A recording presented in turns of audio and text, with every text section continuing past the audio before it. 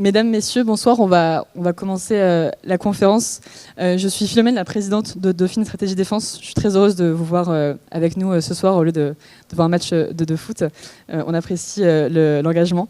Les sujets qu'on va aborder ce soir, sujets stratégiques et multiples, sont à l'image de nos deux invités de ce soir. Et je tiens sincèrement à vous remercier, messieurs, pour avoir accepté notre invitation et la présence que vous nous faites aujourd'hui dans les murs de Dauphine. C'est un réel plaisir pour les membres de DSD et moi-même de vous accueillir pour aborder ce sujet actuel à vos côtés.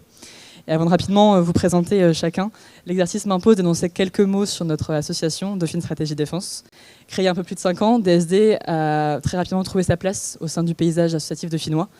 Son objectif, comprendre les grandes problématiques de défense et de géopolitique en décryptant l'actualité et initier la création d'une communauté d'étudiants dauphinois sensibilisés à ces enjeux.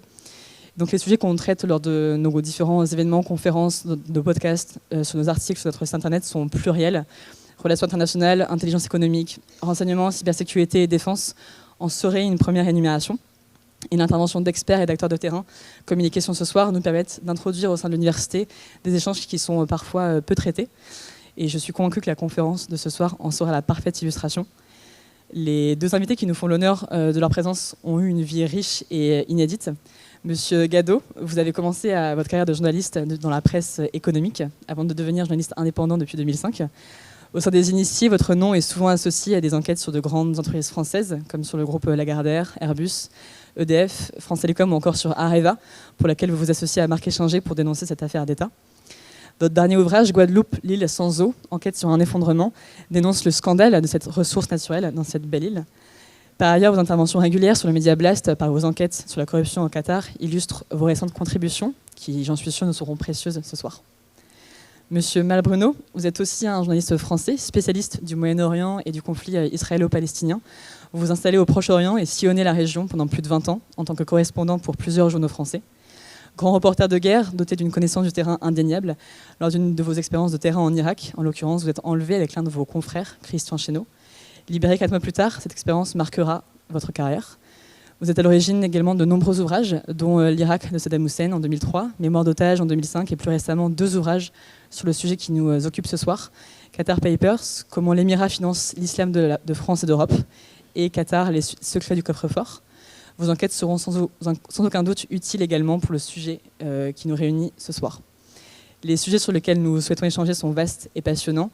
Lina et Marin seront les 2 modérateurs qui mèneront la discussion et nous aborderons les aspects tant financiers que sociaux, technologiques, écologiques et politiques de cet événement international qui se déroule pour la première fois dans un pays musulman. Et sur ce, je vous souhaite une excellente conférence.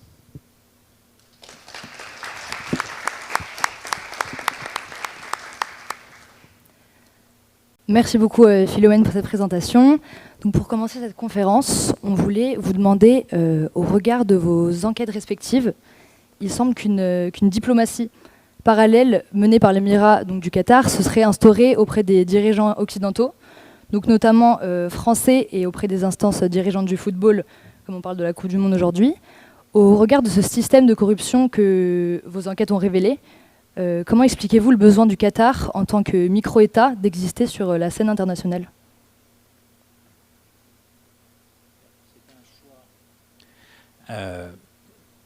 Ce besoin, c'est un choix qui a été opéré par le père de l'émir actuel, cher Hamad, qui est le père de la success story qatarienne, qui a renversé lui-même son père, cher Khalifa, en 1995, parce qu'il ne voulait pas exploiter les réserves de gaz immenses qui gisent dans les eaux du Golfe Persique, partagées avec l'Iran. Et donc, et ce monsieur, cher Hamad, en 1995, donc il a eu cette idée de génie, c'est un visionnaire, et il a eu cette idée de génie d'utiliser ces gigantesques réserves de gaz pour exister à la fois intérieurement et sur la scène internationale, essentiellement pour s'émanciper de la tutelle de son voisin, l'Arabie Saoudite,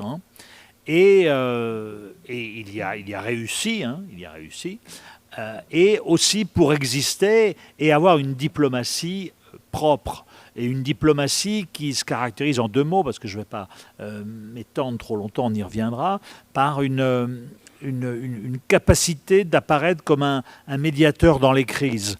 Dans les crises, on en a eu un exemple l'an dernier avec l'Afghanistan, les talibans. Le Qatar avait abrité une délégation talibane depuis fort longtemps. Le Qatar a été le passage obligé pour le retrait américain, pour le retrait des binationaux ou même des Américains, des Français qui étaient en Afghanistan. Le Qatar a joué un rôle dans la crise au Liban en 2008. Alors effectivement, probablement, d'ailleurs on l'avait raconté dans un de nos livres, à la fin, il y a effectivement la diplomatie du carnet de chèques qui intervient. Le Qatar aussi joue un rôle entre Israël et le Hamas, puisque le Qatar a longtemps financé le Hamas. Donc voilà, il y a eu une volonté de l'émir d'être probablement pour combler une frustration qu'il avait dans sa jeunesse lorsqu'il allait étudier à Sandhurst en Grande-Bretagne, lorsqu'il se passait dans les aéroports européen, il montrait son passeport et on lui demandait Where is Qatar? Et donc il s'est dit, moi le Qatar, je vais l'installer sur la carte du monde. Et pour ça, il a d'ailleurs utilisé un levier très intéressant qui a été l'installation d'Al Jazeera à partir de 1996, c'est-à-dire un an après son accession au trône. Donc voilà, c'est vrai que ça paraît un peu démesuré, ça paraît, quand on connaît ce petit pays qui est grand, comme vous le savez, comme la Corse, qui est peuplé de 250 à 300 000 autochtones, effectivement, ça paraît démesuré, mais il y est arrivé parce qu'il est incontournable, en particulier aujourd'hui avec la crise énergétique que nous connaissons. Le Qatar, qui dispose des toutes premières réserves mondiales de gaz, est courtisé par l'ensemble des pays occidentaux. Total a signé un grand contrat récemment. Ils viennent de signer à l'occasion de la Coupe du Monde avec la Chine. Donc voilà, alors on y reviendra. C'était pour vous présenter un petit peu ce qu'est ce pays. C'est vrai que c'est un pays sur lequel on glose beaucoup. On a écrit nos 3 bouquins. Il y a le dernier livre, je vous recommande, de Christian Chesneau, Au Qatar, les secrets d'une influence planétaire, en 100 questions.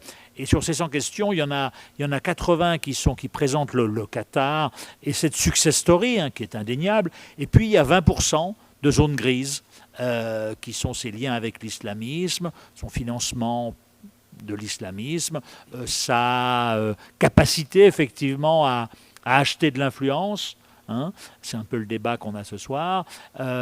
Et donc c'est sur cette zone grise qu'on peut peut-être s'interroger et qu'on doit s'interroger, et qu'il y a corruption, qu'il y a trafic d'influence parfois, etc. Mais ça n'est pas un pays, c'est un pays, moi je le connais, j'en parle avec beaucoup d'aisance, parce que ce sont eux qui ont payé notre rançon quand on était otage. Je ne me sens pas du tout acheté par le Qatar. On a écrit des livres qui présentaient cette success story, mais qui aussi présentaient ces autres grises, notamment Qatar Papers, où là c'était quand même assez dur pour eux. Mais voilà, donc c'est un pays qui est une réussite, mais avec des zones d'ombre.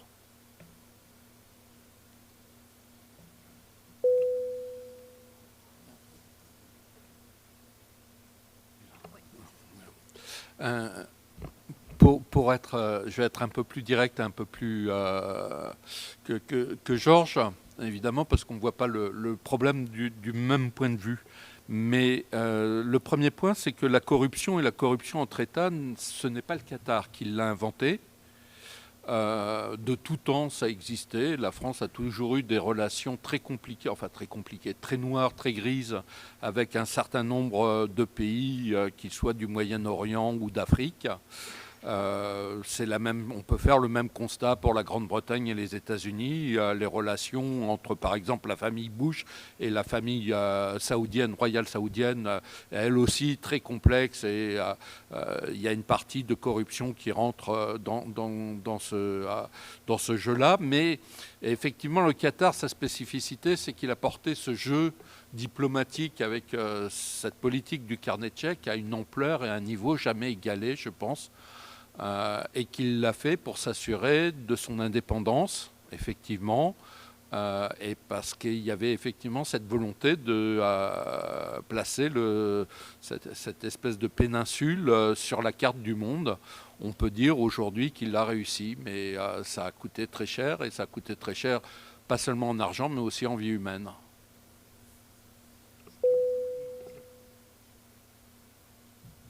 Comprendre. Alors, vous savez, on a, à partir de 2013, justement, lorsqu'on a commencé d'écrire sur le Qatar des bouquins, on dit le Qatar achète la France. Non, le Qatar n'achète pas la France. D'autres Émirats du Golfe, beaucoup plus discrètement, investissent plus qu'en France. Le Qatar a investi à peu près 25 milliards en France. Simplement, ils le font de manière tonitruante, en tapant sur toutes les casseroles possibles et imaginables pour qu'on parle d'eux. Mais ils achètent de l'influence.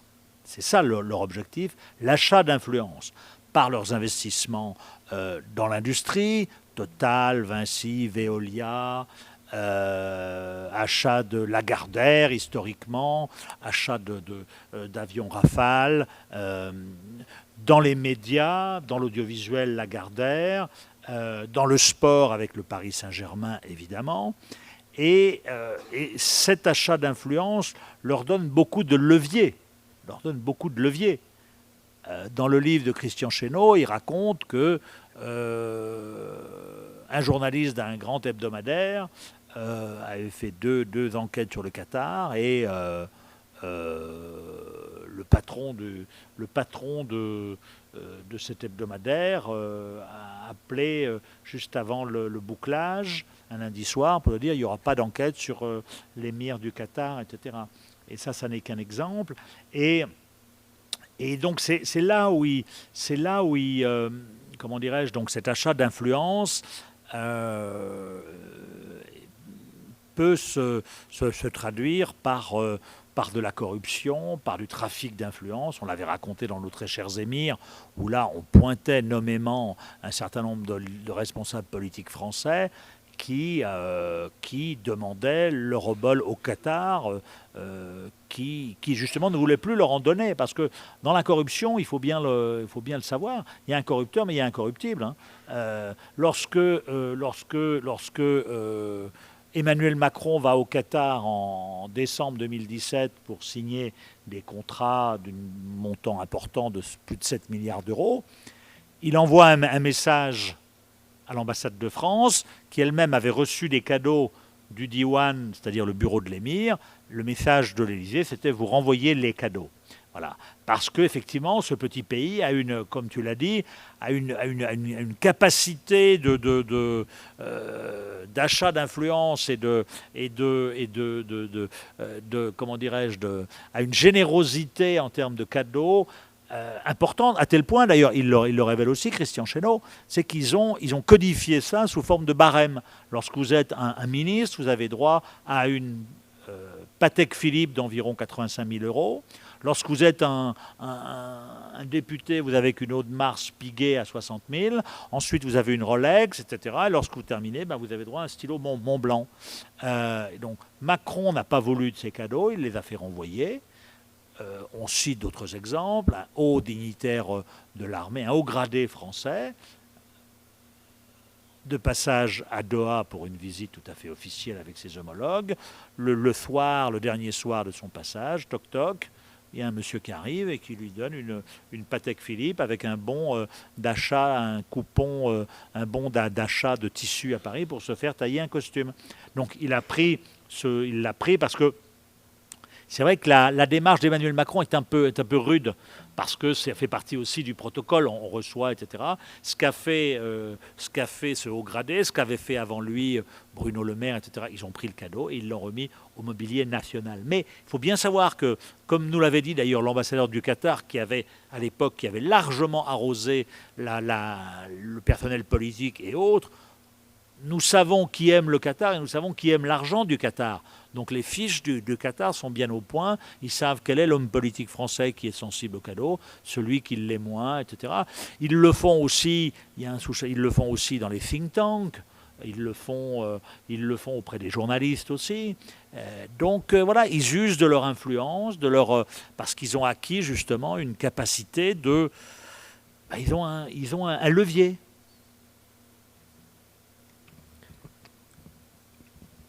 Monsieur Gadot. C'est la première fois qu'un événement occidental d'une telle ampleur se déroule au Moyen-Orient. Dans ce contexte, pensez-vous qu'il s'agisse d'une ouverture culturelle du Moyen-Orient à l'Occident ou plutôt l'inverse?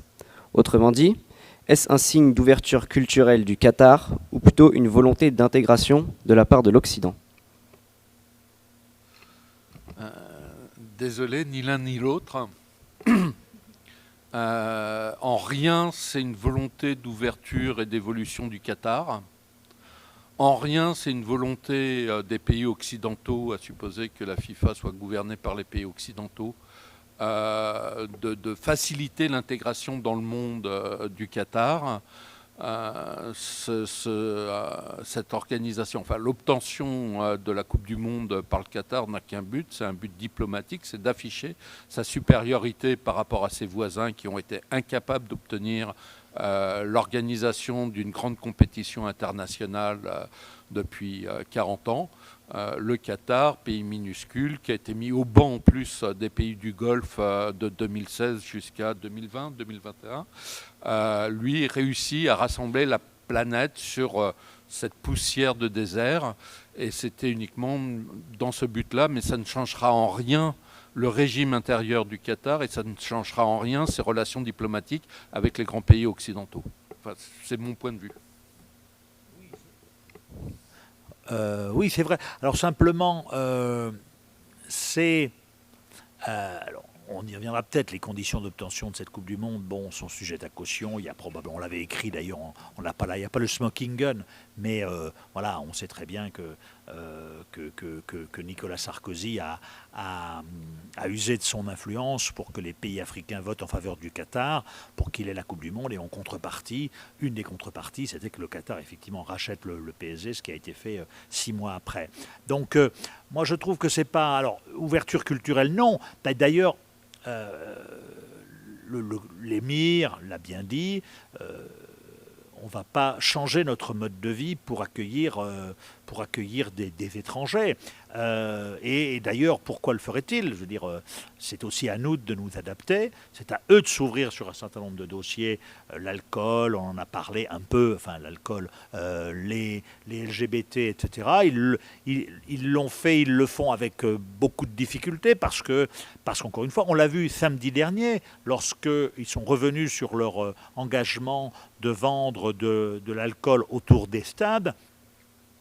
Pourquoi? Parce que, tout simplement, parce que au sein de la famille, le frère aîné de l'émir, cher Jassem, qui en 2003 devait être d'ailleurs prince héritier, mais ne l'a pas été, qui est plutôt quelqu'un de conservateur en plus que son frère, a décidé, avec d'autres probablement, de ne pas autoriser cette vente d'alcool parce que le Qatar est un pays wahhabite, c'est un islam conservateur, et il y a une frange importante de cette mini-population de 250 000 ou 300 000 habitants qui est contre la Coupe du Monde. Et donc ce qu'ils ne voulaient surtout pas, ce qui n'est pas à leurs yeux acceptable, c'est de voir des visus, des débits de boissons autour des stades, sur les fan zones. Bon, c'est à l'abri des regards indiscrets, donc les Qatariens ne voient pas ça. Donc voilà, c'est un petit peu le même débat que sur les LGBT, les personnes homosexuelles, etc. Le Qatar, donc, mais comme tous ses voisins, il faut arrêter de stigmatiser uniquement le Qatar, donc criminalise l'homosexualité. Là, la pilule est parfois un peu dure à avaler, mais je pense qu'ils vont être suffisamment malins pour ne pas créer de problèmes et réprimer, etc. Mais ce qu'ils ne veulent pas, c'est de démonstration d'affection publique, parce que ça ne se fait pas. Parce qu'un couple qatarien, un homme avec son épouse qui est, comme vous le savez, en général recouverte d'un voile, des pieds à la tête, etc., parce que c'est la tradition, ne se promène pas main dans la main sur la corniche de Doha. Donc, a fortiori, un couple homosexuel, pour les Qatariens, ça n'est pas acceptable. Voilà. Alors, bon, ils ont tort, ils n'ont pas tort, c'est pas nos valeurs. Donc, on n'est pas à Monaco, on n'est pas en France, etc. Et donc c'est ça qu'ils ne voulaient pas. C'est ça qu'ils ne voulaient pas. Après, moi, ça a été, c'est ce qu'on a dit. Je pense que un des principaux défis, justement, pour le Qatar de cette Coupe du Monde, c'était les défis culturels. C'était sur l'alcool, c'était sur les LGBT, c'était sur les prostituées, parce qu'il faut beaucoup de prostituées pour une Coupe du Monde. Donc il a fallu trouver des voies et moyens pour en faire venir. Mais là, on est, je pense que c'est... Alors là, pour revenir à votre question, effectivement, alors est-ce que le Qatar, c'est une aberration? Oui, c'est une aberration écologique, c'est une aberration peut-être par rapport... Mais on voit bien aujourd'hui que, après notamment la victoire de l'Arabie Saoudite sur l'Argentine, le Qatar, eh bien, il a redonné une espèce de fierté au monde arabe, au Moyen-Orient, etc., qui, d'une part, ils ont montré qu'ils étaient à peu près jusqu'à maintenant capables d'organiser une Coupe du Monde. D'autre part, ils se sont rabibochés avec leurs voisins saoudiens, émiriens, bahreïniens, etc., égyptiens. Et donc, voilà, on a l'impression qu'à travers eux, le monde arabe se dit on a enfin le droit d'organiser une Coupe du Monde et on a peut-être une équipe, l'Arabie Saoudite, qui va arriver d'avant, au huitième de finale, etc. Donc, effectivement, le Qatar est aussi géopolitiquement le symbole, le reflet de nos faiblesses aujourd'hui. On y reviendra. Il y a 20 ans, les partenaires stratégiques du Qatar, ou il y a 25 ans, c'était les États-Unis, la Grande-Bretagne et la France, avec lesquels ils ont des accords de défense, avec lesquels la relation économique et politique était intense. Aujourd'hui, le Qatar, à l'image de l'Arabie Saoudite, a diversifié ses partenariats. Et ses principaux clients sont la Chine, d'autres. Et donc, ils se tournent vers l'Asie, effectivement. Et nous, on est un petit peu, on est face à nos problèmes économiques, nos problèmes d'approvisionnement, nos problèmes culturels. Mais sauf que eux ne sont pas dans cette logique-là. Et donc, effectivement, on peut se gargariser, on peut dénoncer, on peut appeler au boycott, on y reviendra, il y a quand même une certaine dose d'hypocrisie derrière tout ça. Oui, je voulais ajouter, par rapport aux valeurs, en tout cas ce qui présente comme message, comme discours à l'extérieur aujourd'hui, d'essayer d'ouvrir sans vraiment ouvrir, en expliquant qu'ils ont des valeurs liées à leur pratique religieuse, qui est relativement la même que celle de l'Arabie Saoudite. Et effectivement, alors les Émirats Arabes Unis, c'est un autre problème. Ils ne pratiquent pas ce wahhabisme, en tout cas pas tous les États des Émirats Arabes Unis pratiquent le même type de wahhabisme que le Qatar ou l'Arabie Saoudite. Mais ça, c'est un discours qui ne vaut que pour l'intérieur, qui ne vaut pas pour l'étranger, parce qu'on sait bien que quand ils viennent en Occident, qu'ils soient qataris ou saoudiens, ces valeurs dont qu'ils réclament aujourd'hui pour expliquer qu'ils peuvent quand même, c'est difficile, l'alcool et tout ça, les droits des femmes, droits des LGBT, mais une fois qu'ils sont en Occident, ils oublient ces valeurs-là, entre guillemets. Donc il y a une grande hypocrisie quand même qu'il ne faut pas oublier dans ces régimes aussi, sur leurs valeurs. Merci beaucoup pour vos réponses.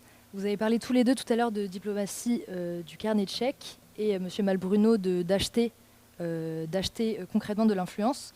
On sait, selon les estimations du cabinet Deloitte, que la Coupe du Monde aurait coûté 220 milliards d'euros au Qatar au total, soit environ 35 fois plus cher quand même que les 7 dernières Coupes du Monde.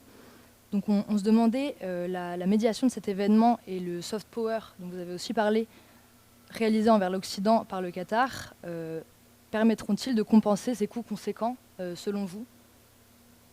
Vous savez, le Qatar, donc c'est 250, 300 000 personnes, 50 milliards d'excédents budgétaires chaque année. Alors le coût, on parle de 200 milliards, je pense que c'est peut-être un petit peu exagéré. Donc l'argent n'est pas une contrainte là-bas. Donc voilà, sur 10 ans, c'est pas énorme. Alors effectivement, ils sont un peu en quête de trésorerie là, donc ils l'ont d'ailleurs annoncé, ils vont céder une partie du PSG. Ils l'ont acheté 70 millions d'euros il y a combien, il y a 10 ans. Il vaut 2,8 milliards aujourd'hui, donc c'est une belle affaire qu'ils ont fait prospérer. Donc s'ils en revendent 10-15%, ils récolteront, quelques dizaines de centaines de millions d'euros. Et c'est aussi une façon pour eux, parce que il faut tout le Qatar bashing ou toutes les critiques qui étaient justes fondées à l'égard du Qatar, ils vont s'en souvenir et ils vont nous faire payer l'addition. Et l'addition, la déclaration de Nasser Laifi, c'est le début du commencement de ça. C'est de dire, bon ben écoutez, vous nous prenez finalement pour des bougnoules et avec qui bâchons nos femmes, etc. Très bien. Mais si vous voulez pas, nous, on va se séparer du PSG, on va le vendre, et puis le PSG va se retrouver à jouer en première division, un club anonyme. Donc, sur la négociation des contrats, ils nous le feront payer. Ils nous le feront payer parce qu'ils considèrent qu'on a été ingrat, parce qu'ils considèrent, on y reviendra, qu'en France, ils investissent 25 milliards d'euros, c'est vrai qu'ils investissent beaucoup, et donc c'est des emplois, etc., et qu'en contrepartie, surtout sous Emmanuel Macron, qui a été dur avec eux, eh bien, ils n'ont pas le rendu. Et donc, voilà, encore une fois, on est avec ce petit pays. C'est pour ça que les postures, le boycott, etc., c'est de la posture. On est en transaction avec eux. C'est un pays qu'on ne peut pas ignorer. En Afghanistan, si on a voulu faire sortir nos gars, il fallait passer par le Qatar. Quand on a des otages, c'est le Qatar qui régale. Quand on veut du gaz, c'est le Qatar. Alors effectivement, on peut apparaître comme certains leaders politiques et dire non, moi je ne m'afficherai pas là-bas parce qu'ils voient les femmes, les LGBT, etc. Bon, sauf que c'est de la posture et c'est se donner bonne conscience. Mais ça n'est pas un État paria, encore une fois. Et justement, il ne faut pas rompre et boycotter avec ces gens-là, parce que même si les avancées ont été minimes, mais sur les dossiers des travailleurs, il y a eu quelques avancées. Mais il faut constamment les mettre sous la pression. On le donnait dans Qatar Papers, comment ils financent l'islam de France. Après notre bouquin, Qatar Charity a cessé de financer leurs associations en France. Macron leur a mis la pression, les services de renseignement leur ont mis la pression, ils ont arrêté pendant 2 ans, et ensuite, ils ont continué. C'est plus Qatar Charity, mais c'est une autre ONG. Et lorsque Macron est allé les voir en décembre dernier, on était avec lui, et Laurent Nunez, le coordonnateur du renseignement, est venu nous voir, il nous a dit, vous voulez qu'on parle un peu du... Je lui ai dit oui, il me dit, je viens leur remettre une liste de 15 associations islamistes françaises qu'une autre ONG qatarienne, plus Qatar Charity, puisqu'ils sont sous les teignoirs, finance. Donc voilà, et il faut constamment être... C'est vrai qu'ils financent. Ils sont dans le oui, mais... Donc, mais sauf qu'on ne peut pas, on peut pas ne pas dialoguer avec eux, on ne peut pas ne pas faire des affaires avec eux, parce que, en l'occurrence, et c'est là tout leur poids, leur stratégie, c'est qu'ils sont devenus un partenaire incontournable. S'ils retirent leur bille de Total, s'ils retirent leur bille de Veolia, s'ils retirent leur bille, s'ils achètent plus de trucs, ça provoquera des problèmes à l'économie française. Je vais un peu compléter, j'ai un point de vue un peu différent de celui de Georges. Il est clair que la question sur la Coupe du Monde et sur le coût économique pour le Qatar de cette Coupe du Monde, il n'y a aucune opération visant à rentabiliser cette compétition. C'est encore une fois, elle a été faite uniquement pour des raisons diplomatiques, de puissance régionale et de puissance mondiale. Après, notre dépendance, la France s'est placée dans une situation de dépendance vis-à-vis du Qatar, notamment via nos ventes d'armes, puisqu'on est le premier fournisseur d'armement, et notamment pour l'armée de l'air du Qatar. Après, aujourd'hui, Georges a donné les chiffres. S'ils veulent vendre le PSG à 2,8 milliards, je leur souhaite bien du courage pour trouver un acheteur. Sachant par ailleurs que le budget annuel de fonctionnement du club doit tourner autour de 600 ou 700 millions d'euros, il faut avoir les reins plus que solides pour pouvoir racheter le PSG après le Qatar. Donc ils savent de toute façon qu'ils ont une arme décisive aujourd'hui, qui est celle du gaz, et du gaz liquéfié.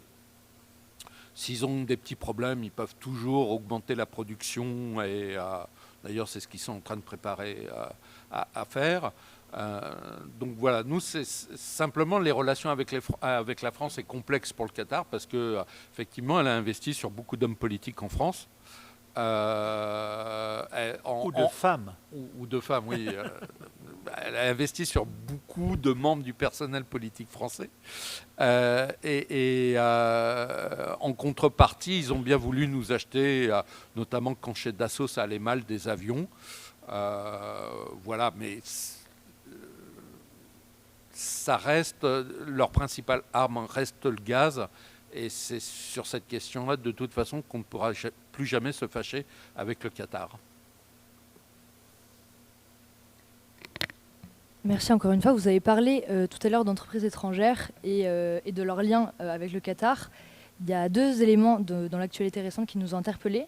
D'abord, la mise en examen par la justice française d'une filiale de Vinci dans le cadre de chantiers de construction où les conditions de travail auraient été incompatibles avec la dignité humaine, comme on le sait. Et en second plan, la révélation par le journal anglais The Times de l'implication d'une entreprise chinoise qui a construit encore une fois un match où se jouera notamment la finale, qui se trouve être aussi à l'origine de la construction des camps ouïghours en Chine. À ce propos, on voulait vous demander, au regard de ces éléments, quelle responsabilité leur incombe, et donc plus largement, si l'Occident serait peut-être un peu aveugle en assumant que l'exposition mondiale de cet événement, donc de la Coupe du Monde, améliorera réellement les droits humains au Moyen-Orient, au Qatar là, notamment. Je vais commencer peut-être.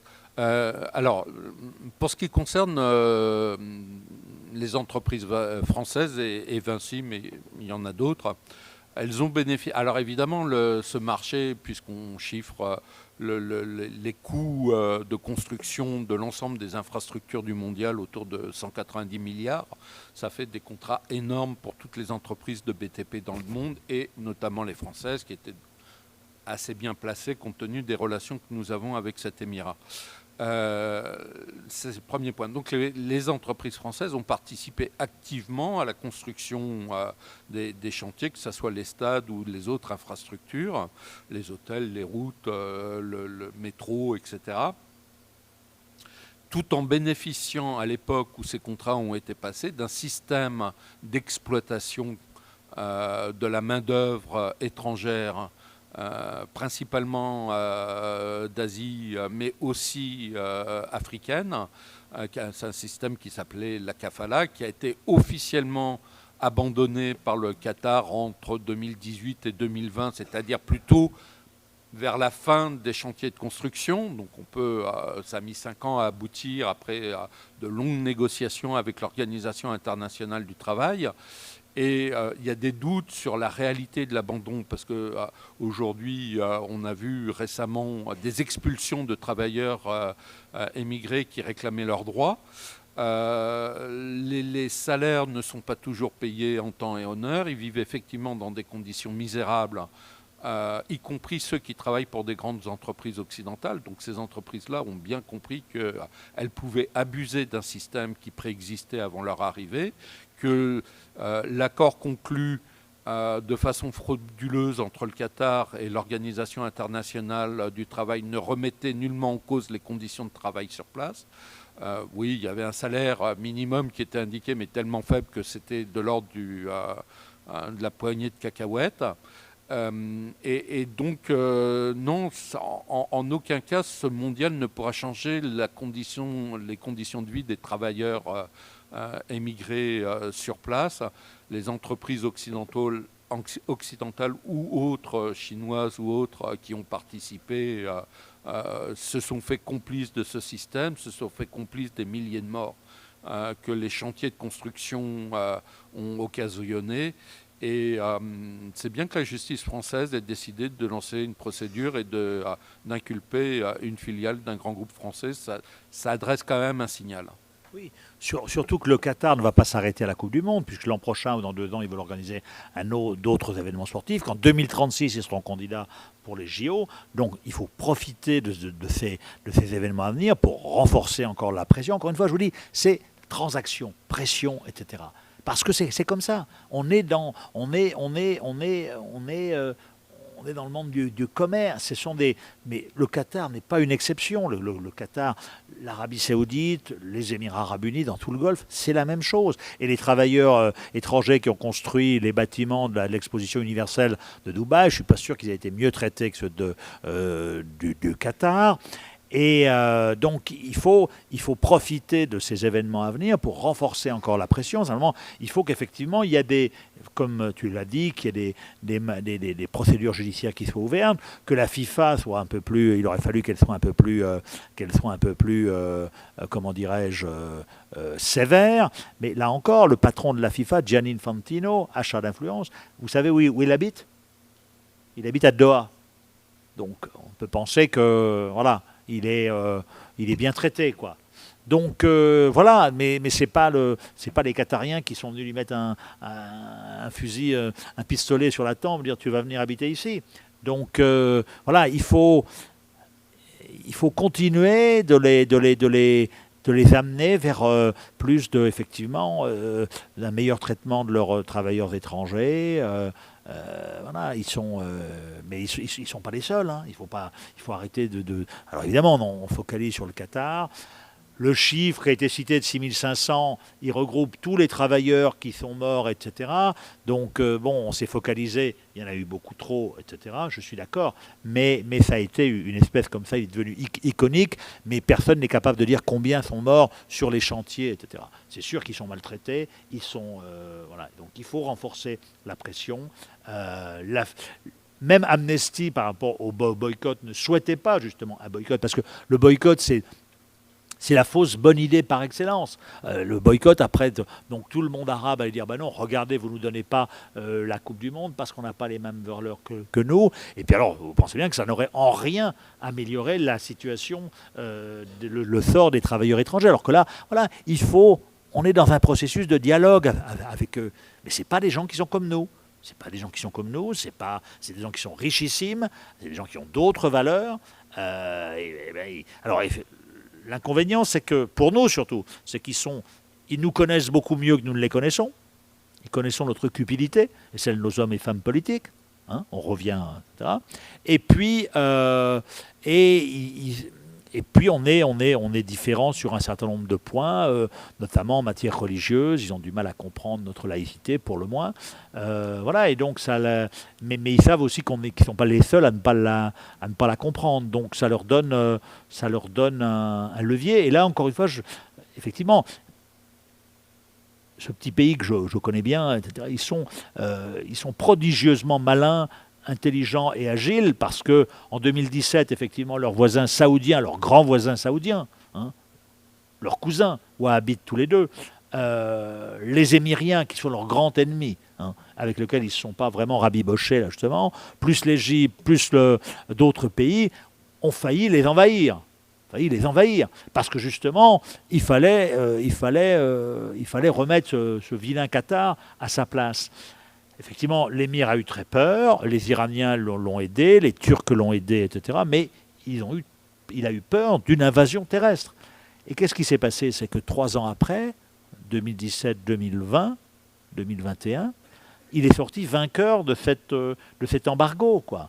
Et aujourd'hui, vous voyez que l'Arabie Saoudite, parce que c'est le grand frère, parce que c'est justement les cousins, la même tribu, etc., ils font à Miami. Vous avez vu MBS, le prince héritier saoudien tout-puissant, l'ancien ennemi, celui qui voulait envahir le Qatar, qui est venu voir Tamim et qui a arboré un fanion qatarien sur son épaule. Et vous avez vu aussi avant-hier Tamim, ou hier, lorsque l'équipe saoudienne a gagné face à l'Argentine, il a arboré un fanion saoudien. Donc ils se sont ravis. Et voilà, et donc ils apparaissent comme un phare pour le monde arabe et d'autres, hein, et des pays africains, etc., face à nous qui sommes effectivement un peu loin et un peu. Mais ça, il faut avoir. Je veux dire, il faut avoir cette vision un petit peu décentrée. Tout en étant conscient qu'effectivement, il faut effectivement continuer de mettre la pression et d'être vigilant sur un certain nombre de dossiers, les fameuses zones grises dont je vous parlais tout à l'heure. Merci pour ces précisions. Nous aimerions désormais parler de la géopolitique du sport. Et tout d'abord, le sport a beau être porteur de valeurs universelles, les scandales de corruption au sein d'instances sportives comme la FIFA ou le CIO semblent mettre en difficulté cette intégrité sportive. Est-il possible, selon vous, de tenir compte de la réalité géopolitique tout en protégeant cette intégrité sportive ?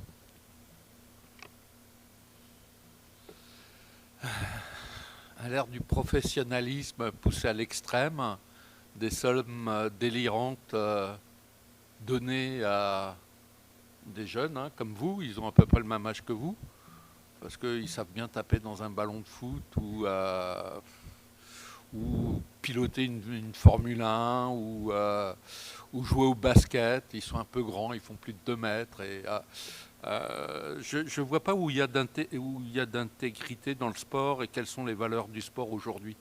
Alors que des sports amateurs ou des sports beaucoup moins, même professionnels, beaucoup moins exposés médiatiquement, puissent véhiculer quelques valeurs, je le conçois, mais aujourd'hui le football en tout cas, et c'est pas le seul sport, ne véhicule aucune valeur, si ce n'est celle de l'argent. Pour le CIO, c'est la même chose, c'est quand bien même un certain nombre des sports olympiques qu'elle est censée représenter puisse porter des valeurs. Cette organisation est purement professionnelle, n'est qu'une boîte de marketing qui est là pour faire de l'argent, donc qui n'a aucune valeur, aucune intégrité. Ça vaut pour la FIFA, ça vaut pour le CIO, ça vaut pour la Fédération internationale d'athlétisme. Ce sont des structures totalement corrompues. Le passé le montre. Et l'exemple du Qatar n'est pas le premier exemple. C'est l'aboutissement d'une longue liste. Quasiment toutes les Coupes du Monde depuis 1976, enfin 78 avec l'Argentine, ont été d'une façon ou d'une autre achetées, payées par les pays qui les ont obtenues. C'est Samaranch, oui, c'est ça, c'était Samaranch, le patron de la FIFA à l'époque, qui a introduit ce virus de la corruption au sein de la FIFA. Et donc, voilà, quoi, malheureusement, on sait qu'aujourd'hui, si on veut organiser de très grandes compétitions sportives, on est obligé d'en passer par la corruption. Donc, première question. Et puis, d'autre part, ça amène évidemment à la deuxième question. Est-ce qu'on doit continuer à organiser des grandes compétitions sportives quand on comprend l'impact du changement climatique et les conditions environnementales dans lesquelles ces compétitions se déroulent? Alors justement, pour continuer sur cet aspect environnemental, vous avez parlé aussi, M. Balbruno, des JO de 2036 auxquels le Qatar s'est intéressé. Au-delà des scandales environnementaux qui entourent cet événement que nous connaissons tous, et de l'empreinte carbone générée, quel avenir envisagez-vous pour ce genre d'événement planétaire sur le long terme et donc à l'heure de la sobriété? Quelle durabilité promeuvent ces compétitions sportives justement comme vous l'avanciez, selon vous? Je pense que ces compétitions sportives, elles vont perdurer, elles vont et comme tu l'as dit, je veux dire, c'est essentiellement ces organisations de CIO, la FIFA et d'autres qui sont devenues effectivement des organisations dans lesquelles il y a beaucoup d'argent et il y a effectivement beaucoup de corruption. Ensuite, où les facteurs politiques jouent un rôle important. Et on voit bien que justement tous ces pays, notamment du Golfe, l'Arabie Saoudite qui émerge là, elle veut, à la suite du Qatar, qui a encore une fois été pionnier, la diplomatie sportive. MBS veut organiser, il a remporté l'an dernier trois éditions du Paris-Dakar, tout ça parce que TSO, la société organisatrice, a reçu un chèque de 75 millions d'euros, 3 fois le montant de ce qu'elle pouvait prétendre si elle l'avait organisé ailleurs. Donc voilà, c'est pour... et MBS veut organiser les Jeux asiatiques d'hiver ou je ne sais quoi en 2030. Voilà, c'est une façon de mobiliser la jeunesse. C'est vrai, c'est bien. les Saoudiens étaient, donc 60% des Saoudiens ont moins de 30 ans, quand ils ont vu leur équipe gagner, ils étaient hyper contents. Et tant mieux. Nous, quand on a gagné la Coupe du Monde en 98 ou je ne sais plus quand, on était très contents. Et c'est très bien que les Saoudiens soient contents, que leur équipe... voilà. Voilà. Après, c'est aux instances internationales d'essayer de trouver un juste milieu entre justement les sirènes de l'argent facile et puis d'avoir un minimum d'intégrité, quoi. Mais c'est sûr que dans le sport aussi et dans la diplomatie sportive, ces pays extrêmement riches vont peser de plus en plus, quoi. Si on veut être sérieux 30 secondes et regarder le monde tel qu'il est aujourd'hui, les grandes compétitions sportives mondiales ne peuvent plus être organisées pour le moment si on veut véritablement lutter contre, ou en tout cas ralentir le changement climatique. La pollution, les pollutions, l'impact environnemental qu'engendrent ces grandes compétitions devient démesuré. Alors, moi j'ai deux fils qui ont à peu près votre âge. Je pense à mes fils, mais forcément je pense à vous. Et je pense qu'aujourd'hui, que ce soit dans le football, le rugby, qui est le sport que je préfère, l'athlétisme, les Jeux Olympiques, on doit arrêter ces grandes compétitions. Il n'est plus possible de les organiser en tenant compte du changement climatique, aussi simplement que ça. Merci pour ces réponses. On va terminer avec une dernière question qui concerne plus l'ensemble des citoyens. Comment expliquez-vous l'engouement actuel contre l'organisation de cette Coupe du Monde ? N'aurait-il pas dû avoir lieu dès l'attribution de cet événement en 2010 pour éviter son avènement ? Ça, c'est une bonne question. Oui, c'est évident. Si vous voulez, c'est très facile. Alors, je suis assez bien placé parce qu'on a fait quand même 3 bouquins sur le Qatar. Certains étaient un peu tough, hein. Donc, mais c'est vrai que taper sur le Qatar, c'est assez bien vu, quoi. Ça, parce que ce sont, je dirais, ils concentrent tous les clichés qu'on peut avoir contre des gens qui sont immensément riches, leurs femmes sont bien bâchées, effectivement, c'est pas des démocrates, voilà, donc je vous en cite quelques-uns. Donc c'est très à la mode, le Qatar bashing, et ils pratiquent effectivement une diplomatie du carnet de chèques de manière assez large. Donc oui, c'est plutôt à la mode le Qatar bashing. Donc c'est le discours que je tiens. Moi, je ne suis pas ni pro ni anti, etc. Mais d'être un peu lucide et réaliste et de nous dire on ne vit pas dans un monde de bisounours. Il faut avoir des principes, il faut être ferme, justement. Mais on ne peut pas faire fi de l'environnement qui nous entoure.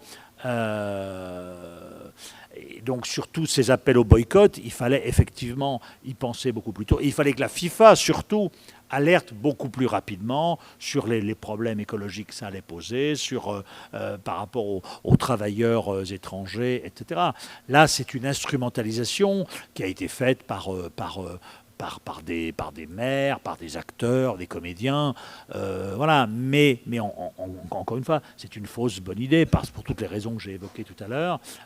Il faut pas rompre, parce qu'à partir du moment où vous rompez, vous coupez de moyens de pression sur la personne avec laquelle ou l'organisation avec laquelle vous rompez. C'est la même chose lorsqu'on place telle organisation sur la liste des organisations terroristes. Alors, on se donne bonne conscience, hein, et voilà, on ne veut plus vous parler, vous êtes barbu, vous êtes là, le Hezbollah, le Hamas, ou je ne sais quoi, on ne veut plus vous parler, vous êtes des terroristes. Et après, so what, vous faites quoi lorsque le Hezbollah a 30 députés au Parlement libanais et qu'un jour ou l'autre, il faut reconstruire le Liban. Donc voilà, il faut... on est beaucoup dans la posture et je trouve que mais c'est assez typique de chez nous, quoi, parce qu'on aime bien justement ces positions fermes, blanc ou noir. Le Qatar est mauvais, le Qatar il est un peu mauvais et un peu bon aussi, quoi. J'ai un point de vue un peu différent. Je ne pense pas qu'actuellement il y ait un Qatar bashing. Il y a ce qui s'est produit pour d'autres événements sportifs avant la Coupe du Monde de football au Qatar. Effectivement, une partie d'élus ou de populations qui appellent au boycott, mais ça s'est vu sur les Jeux d'hiver à Pékin, ça s'est vu sur la Coupe du Monde en Russie aussi, ça s'est vu à d'autres occasions. Hein. Je vous rappelle qu'en 78, une large partie de la population, enfin, il y avait des voix qui s'élevaient en France pour qu'on ne participe pas à ce mondial alors qu'on était en train de torturer à quelques centaines de mètres des stades où avaient lieu les compétitions. Donc cette question a toujours été posée. Et évidemment, le Qatar, compte tenu de tout ce qui s'est passé, ne pouvait pas échapper à ces appels au boycott. Ça, c'est le premier point. Le deuxième point, je ne suis pas d'accord non plus avec votre question, à savoir que dès l'attribution de la Coupe du Monde au Qatar, donc c'était en décembre 2010, il y a eu des enquêtes de presse qui ont été faites. Alors, en France, effectivement, Georges et Christian, mais ça a commencé en Grande-Bretagne par la presse anglaise qui a très vite commencé à sortir des premières informations sur l'atmosphère de corruption qui avait entouré cette attribution. France Football, en 2013 ou 2014, révèle l'existence d'un déjeuner à l'Élysée qui a abouti au changement de position de Michel Platini, qui a finalement voté pour le Qatar. Et donc, tout au long de ces 10 années, il y a eu des enquêtes de presse. Alors, moi, j'arrive en dernier avec mon camarade Bernard Nicolas pour la série d'enquêtes qu'on a fait sur Blast, avec des documents qui venaient du Qatar et qui établissaient qu'effectivement le Qatar avait payé 14 membres du conseil exécutif de la FIFA pour obtenir la Coupe du Monde. Ils ont payé en tout 57 millions, qu'ils avaient aussi voulu faire des cadeaux financiers à des personnalités françaises, à savoir Nicolas Sarkozy, Claude Guéant et Michel Platini. Et c'est avec des documents qui n'ont jamais été démentis, ni par le Qatar, ni par les personnes qu'on a mises en cause.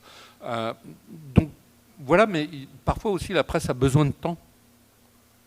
Quand il se passe un fait d'actualité, pour le comprendre, pour le documenter, pour le contextualiser, et donc pour essayer de l'expliquer, il faut parfois du temps. Donc c'est ce qui s'est produit, parce qu'évidemment, sortir des documents du Qatar, c'est pas facile, donc fallait y arriver. Merci pour toutes vos questions. J'espère que ça aura aussi plu à tout l'auditoire. On va passer maintenant aux questions du public. On a essayé d'aborder quelques sujets, essayer de poser aussi des questions aux intervenants. Donc on va avoir 2 membres de DSD qui vont se balader dans la salle. N'hésitez pas à lever la main. Et si c'est des questions qui sont pour un des 2 intervenants, n'hésitez pas non plus à les préciser. Bonjour. Est-ce que vous ne pensez pas plutôt qu'au lieu de boycotter justement ces grands événements internationaux, il ne faudrait pas justement s'en servir et les utiliser comme fer de lance pour justement lutter contre le réchauffement climatique et trouver des solutions pour justement y remédier à travers ça, si ces organisations étaient un peu plus intègres, en dédiant justement des budgets pour l'ingénierie et avancer technologiquement? Je pense que la question s'adresse à moi, mais si on trouvait un mode d'organisation qui soit climato-compatible, pourquoi pas? Effectivement, mais quand on voit qu'aujourd'hui le Qatar, c'est 200 vols par jour en provenance de tous les pays de la région pour faire venir les supporters, je ne vois pas comment on aurait pu faire autrement que la pollution et l'impact environnemental qui est fait. Donc c'est une aberration. Paris, les JO de 2024 à Paris, c'est la même aberration écologique et environnementale. On détruit quand même des jardins populaires, des espaces verts autour de la capitale pour pouvoir construire les infrastructures. Et on va faire venir aussi, de la même façon, la planète entière à Paris. Donc avec un coût environnemental, sur les transports notamment, qui est extrêmement élevé. Donc si on trouve la bonne formule pour que tout ça soit compatible avec la lutte contre le changement climatique et faire en sorte que, puisqu'on sait maintenant que l'objectif de 1,5 degré sera dépassé, donc pour rester en dessous des 2%, pourquoi pas? Mais aujourd'hui, personne n'a la solution. Bonsoir, merci beaucoup pour vos réponses à ces questions déjà. Et je voulais vous demander par rapport notamment au scandale des faux supporters, enfin si on peut appeler ça un scandale, parce que j'ai eu l'impression que ça avait plus fait le buzz qu'autre chose. Est-ce que vous ne pensez pas que c'est une provocation, voire une moquerie de la part du Qatar vis-à-vis des pays occidentaux, un peu une provocation en disant vous ne pouvez rien faire par rapport à ça et enfin, moi je trouve que c'est un peu de la provocation de leur part de faire ce geste et je voulais savoir ce que vous en pensiez. En fait, je vais vous surprendre.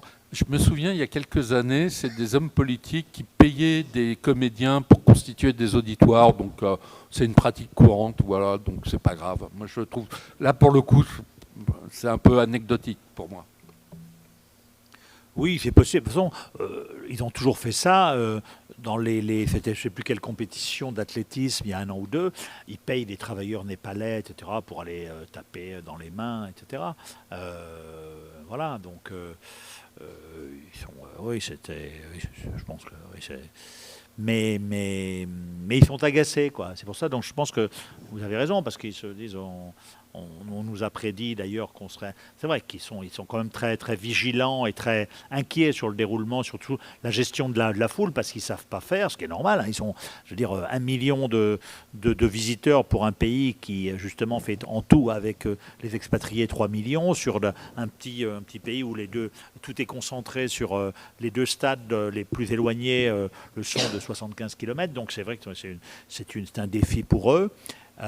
Mais il faut, pour l'instant, ils se débrouillent pas trop mal. Il n'y a pas eu trop de couacs. Hein. Et ça, justement, ils avaient peur qu'au début, il y ait des débordements. C'est pour ça qu'ils ont été très, très durs sur l'alcool autour des stades.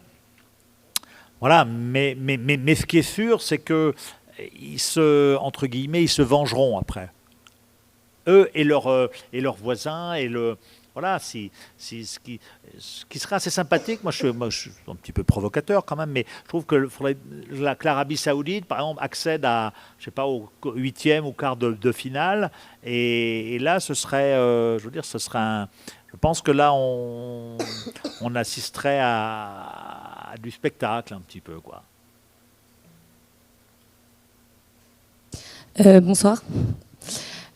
Tout à l'heure, on parlait de l'engouement autour du boycott de la Coupe du Monde. Et finalement, moi, j'ai regardé le nombre d'auditeurs qu'il y avait pour le premier match France-Australie. Et il y avait 12,5 millions d'auditeurs. Donc, c'est seulement 100 000 de moins que pour le premier match joué par la France en 2018. Donc, est-ce que ce serait pas... c'est un boycott... donc, on n'a pas forcément l'impression qu'il y a un boycott. C'est peut-être un boycott du Qatar, mais pas forcément de la Coupe du Monde. Donc, on se demande si, effectivement, ce ne serait pas un Qatar washing, c'est ça ? Bashing, pardon. Est-ce que ce ne serait pas plutôt un Qatar bashing plutôt qu'un Coupe du Monde bashing ? Et est-ce que vous pensez qu'il y a eu une erreur dans la communication politique ? Est-ce que les partis politiques ont assez communiqué ? Est-ce qu'ils ont assez condamné ? Est-ce que le gouvernement avait une responsabilité là-dedans, compte tenu des liens entre Sarkozy, le vote pour la FIFA et Michel Platini ? Non, les appels au boycott qui venaient notamment d'hommes politiques en France, c'est juste un jeu politique, politicien intérieur pour des raisons de positionnement marketing, dirais-je. Ça a fait le buzz quand même. Ça a fait le buzz quand même. C'est pas mal récupéré par le... Oui, mais ce qui a fait plus le buzz, moi je pense, ce sont d'anciens footballeurs. Alors, il n'y a pas que à Cantona, hein, il y a Lahm en Allemagne et d'autres qui se sont opposés ou en tout cas qui ont dit qu'ils ne souhaitaient pas regarder le match. Mais moi, je savais par avance que ces appels au boycott ne seraient pas véritablement suivis et que du moment où la France jouerait ou d'autres pays...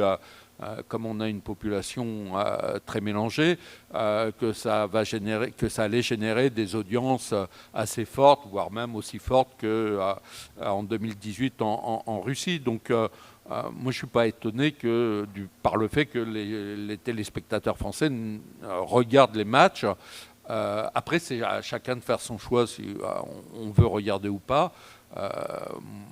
Mais voilà, mais c'est pas ces appels au boycott, c'était pas du bashing, c'était juste du positionnement politicien de la part de quelques élus.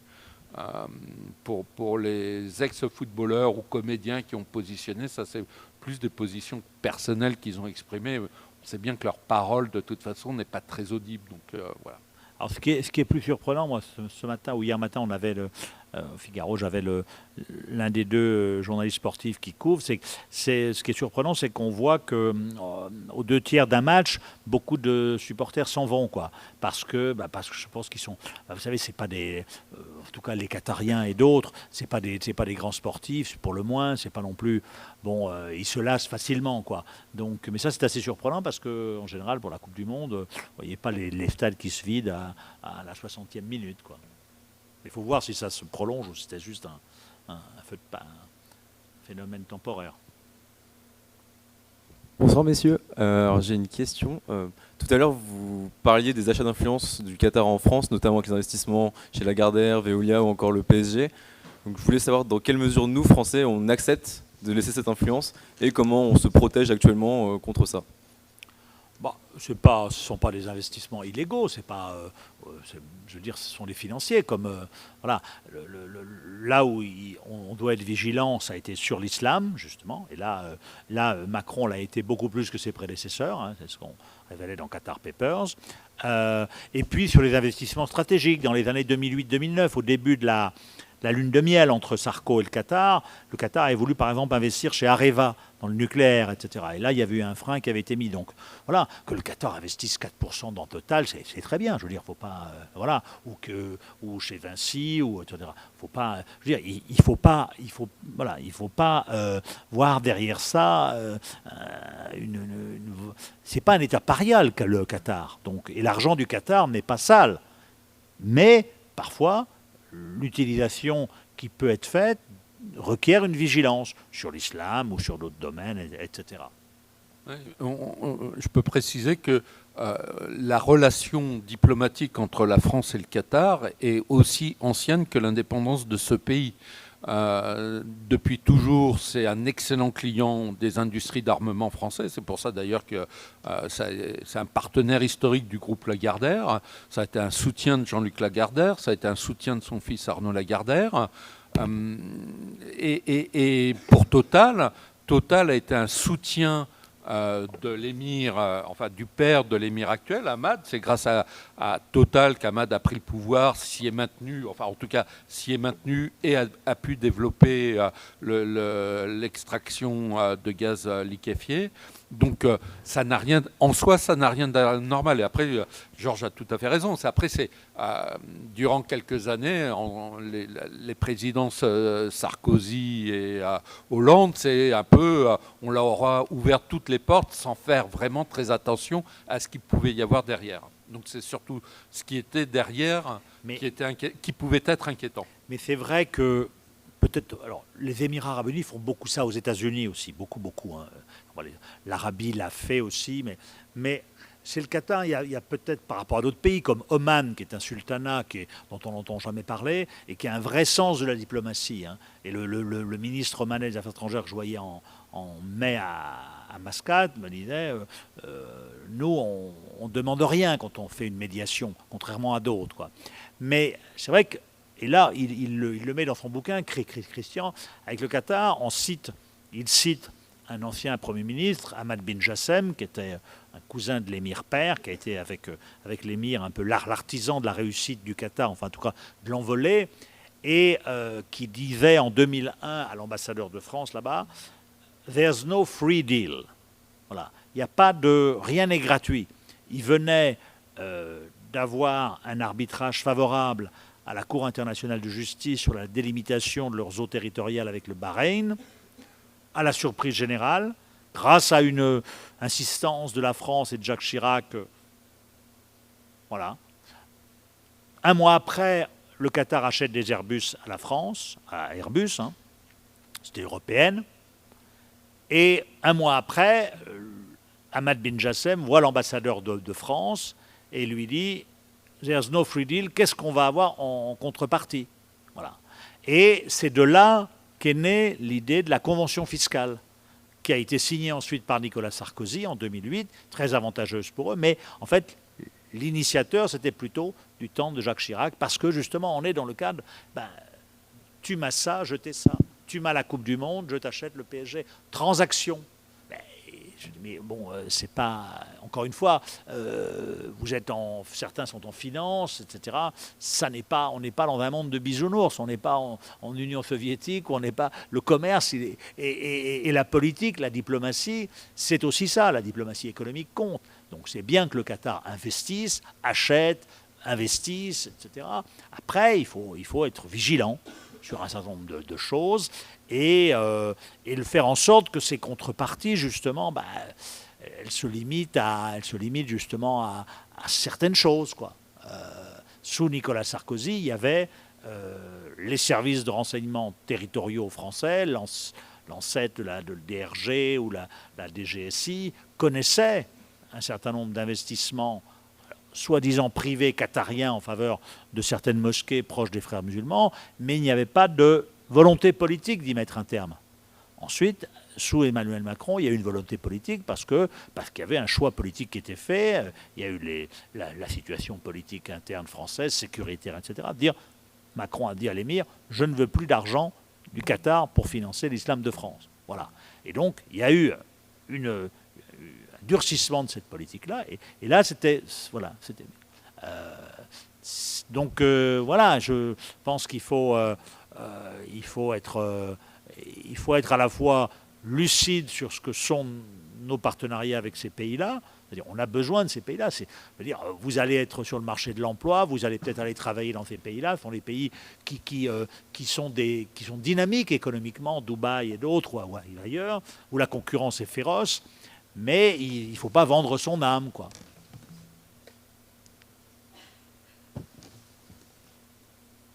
Bonsoir.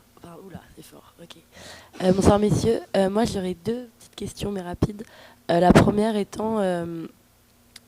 alors, c'est selon une hypothèse très, très pessimiste, que je ne souhaite pas qu'il arrive, mais dans le cadre donc, du coup, du début et du coup de toute la période de la Coupe du Monde qui est quand même assez grande, si par exemple, je sais pas, il se réalise un écart en termes de non-respect de n'importe quelle communauté, notamment homosexuelle, qu'attendriez-vous, ou du moins qu'espéreriez-vous qui se passe à l'échelle internationale, notamment en termes de sanctions, de remise à l'ordre? Enfin, qu'est-ce que vous, qui visiblement connaissez plutôt bien le Qatar, monsieur, et je sais que vous êtes pas, de ce que j'ai compris, vous n'étiez pas forcément d'accord en termes des valeurs à défendre et de l'hypocrisie ou non vis-à-vis de l'Occident.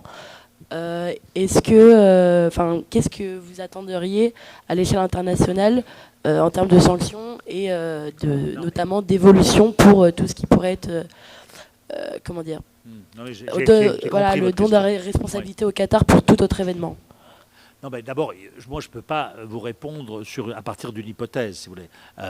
Ce que j'ai compris, c'est que sur ce dossier-là en particulier, les autorités qatariennes ont compris qu'elles n'avaient pas intérêt justement à aller au clash, parce que ce serait en termes d'image, qui n'est déjà pas très bonne pour elles, très très mauvais. Donc je crois qu'il y a des consignes qui ont été données pour dire, bon, voilà, fermez les yeux, voilà. Il y a eu quelques incidents de gens qui arboraient des fanions arc-en-ciel, qui se sont fait un peu rabrouer, etc. Mais non, je pense que donc l'incident, oui, il faut attendre. Mais vous savez, ce sont des gens qui sont effectivement, ils sont ultra conservateurs. Ils ont une base qui est ultra conservatrice. La polygamie existe encore là-bas. Je vous dis, et puis c'est une terre wahhabite. C'est pas en France. Donc mais ce sont des gens qui ont une exposition, ils viennent à Paris toutes les 3 semaines. L'émir vient prendre un verre aux Deux Magots régulièrement le soir, seul, il a un type qui le surveille, mais, etc. Il sort dans la rue, personne ne le remarque. Mais il nous connaît beaucoup mieux que nous ne le connaissons. Donc ce que je veux dire, c'est qu'ils vont faire attention, parce qu'ils sont soucieux de leur image. Ils sont soucieux de leur image. Et donc, je pense qu'il faut espérer qu'il n'y ait pas d'incident. Je pense que eux, ce qu'ils craignaient plus, c'est les débordements, hooligans, des types qui aillent se promener avec leur verre de bière, leur bouteille de bière, bourrés, devant sur la corniche, devant le palais de l'émir, qui montrent leurs fesses, etc. Bon, ben ça, c'est vrai que du point de vue de la population qatarienne, ça aurait été, comme on dit en arabe, haram. Et là, ça aurait mal passé. Et donc, le cher du coin allait venir voir l'émir et dire « On t'avait bien dit que cette Coupe du Monde, c'était la débauche, etc. » C'est ça dont ils ont eu peur. Et donc, ils ont un peu durci sur l'aspect consommation d'alcool. Mais sur le reste, peut-être que je me trompe. Je ne sais pas, on en reparlera dans 3 semaines. Mais voilà, ils vont un peu arrondir les angles. Et puis, là, c'est une Coupe du Monde un peu quand même pour les riches, quand même, parce que ça coûte cher. Donc, ils ont filtré de manière à ce que justement, il y ait une sélection qui soit faite et que c'est plus les 2/3, je crois, à peu près des tickets qui ont été vendus l'ont été à des ressortissants ou des expatriés du Golfe, donc des gens qui connaissent les contraintes locales. Donc je pense que tout a été fait pour minimiser ce genre d'incident. Après, s'il y a un gros incident, effectivement, là, il devra y avoir une réponse internationale. Est-ce que je peux en profiter 2 secondes pour poser ma question rapidement, qui est assez courte? C'est gentil, merci. Et donc du coup, vous parliez notamment, si j'ai bien suivi, enfin de ce que j'ai compris, vous n'étiez pas très favorable au boycott, globalement. J'aimerais votre avis là-dessus déjà. Et ensuite, si vous déjà vous allez boycotter ou regarder, si vous n'êtes pas obligé de répondre, c'est personnel. Et si vous trouvez justement que, personnellement, moi je vois le boycott d'un point de vue de la Coupe du Monde et non du Qatar, même si c'est vrai que leurs valeurs, enfin en tout cas les traditions ne sont pas celles que je défends, mais c'est pas, ça aurait été aux États-Unis, ça aurait été la même chose, je n'aurais pas regardé. Donc voilà. Mais donc du coup, si le boycott de la Coupe du Monde, donc c'est-à-dire dans le cadre, et encore une fois, même si leurs valeurs ne sont pas trop en faveur de mon truc. Pardon, vous n'avez pas entendu? Si, tu peux répéter. Hein. Non. J'ai compris, oui. Du coup, voilà, donc votre point de vue sur le boycott, si vous allez vous-même boycotter ou pas, et si selon vous, il est une question d'hypocrisie de fait de boycotter la Coupe du Monde, pour moi je l'entends comme ça, et non le boycott du Qatar. Donc il y a deux questions en une, sur le Qatar précisément, et d'ordre général. C'est la première fois que je me pose la question et je pense que cette année je ne regarderai aucun match de la Coupe du Monde de football, mais ça m'a amené, et puis c'est aussi les propos que je vous ai tenus par rapport au changement climatique, en me disant être un spectateur, téléspectateur passif devant ces compétitions, c'est quelque part accepter l'impact environnemental qu'elles ont. Et effectivement, c'est une question que je me pose, et que je me pose d'autant plus, c'est que l'année prochaine à Paris, avant les Jeux Olympiques, il y a la Coupe du Monde de rugby. C'est un sport que j'adore, que j'ai pratiqué. Et donc, je suis aujourd'hui dans la même situation certainement que beaucoup de supporters de foot, à se poser la question: qu'est-ce que je vais faire l'année prochaine? Est-ce que je vais boycotter au nom des principes, ou en tout cas de cette vision de la réalité que je vous ai décrite par rapport aux grandes compétitions internationales? Mais il est clair que pour cette année, après toutes les enquêtes que j'ai menées, etc., je ne peux décemment pas regarder la Coupe du Monde. Oui. Okay. Alors j'ai aussi juste deux remarques, 2 questions. La première, c'est plus par rapport à la Coupe du Monde au Qatar. Je vois vraiment ça comme une provocation à l'Occident, enfin surtout dans le contexte actuel, dans le sens où, je ne sais pas pour les autres Coupes du Monde, mais je vois tout de suite le lien avec nous, enfin l'influence qu'ils ont directement sur par exemple, écologique. Je veux dire, actuellement, c'est un grand sujet et ils sont vraiment, pour moi, le plus grand symbole du gaspillage écologique. Donc ça me fait très très mal de les regarder. Et deuxièmement, ils jouent une ingérence dans les pays. Je veux dire, moi je suis d'accord pour avoir un échange économique. Genre, on achète un Airbus, en échange, on va leur offrir quelque chose. C'est normal, c'est la loi du commerce. Mais derrière, ils utilisent cet argent pour nous faire mal directement en finançant effectivement des mouvements islamiques, ce qui n'est pas normal. Et je veux dire, c'est quand vous regardez, donc pour moi, le boycott, ok, c'est peut-être un peu tard, il aurait fallu agir avant, mais aujourd'hui, en plus avec le contexte actuel de la guerre en Ukraine, où on a l'augmentation des prix de l'énergie, aujourd'hui si on paye cher, c'est à cause d'eux, parce que alors, on va acheter chez eux. Enfin, ça me paraît, pour moi, c'est regarder cette Coupe du Monde en sachant tout ce qu'ils représentent vraiment et l'influence directe qu'ils ont sur notre vie actuelle. Je trouve ça un peu, enfin, voilà, je critique même pas, je reviens même pas à remettre en cause leurs valeurs. C'est même pas ça mon problème. Effectivement, c'est leur pays, chacun vit avec ses propres valeurs. Je ne vais même pas venir ingérer leur propre pays. Je vous rejoins. Je pense que c'est encore une fois une question qui se pose à chacun et c'est pas parce que je vais boycotter que je vais vous demander de boycotter. Je pense que c'est à chacun de faire. Il y a un point notamment sur lequel je suis d'accord. Effectivement, le Qatar a financé directement des groupes djihadistes islamistes, notamment au Sahel. Et au Sahel, la France a perdu 50 soldats, il ne faut pas l'oublier. Ça compte dans l'addition.